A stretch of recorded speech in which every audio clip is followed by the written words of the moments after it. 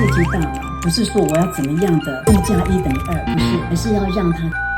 在0到3岁这一阶段是模仿，他就像海绵一样，你给他什么，他就吸收什么。这个时候教育非常重要，陶土教育，你要让他塑造什么样的形状，父母亲决定。父母亲的每一个动作或是每一句话，就影响他一辈子。所谓的刺激大脑，不是说我要怎么样的1+1=2，不是，而是要让他全身动起来，眼睛、耳朵、鼻子，全身都动起来，这样就可以开发他的智能，这才叫大脑的开发。你不是坐在那边看电视，他会越看越笨。越玩越聪明。0到3岁如果动得很好，4到6岁他自然就会静下来专心的学习，多拥抱，多接触，这个对他以后的人格特质的是非常的重要。没有给他安全感，没有给他信赖感，他出去的话他就畏首畏尾，他对自己没有信心，给他适时的安慰，让这个宝宝会觉得说我是安全的，我是被爱的。你看他以后出去的话，他可能就会多一点爱心，多一点包容，多一点尊重。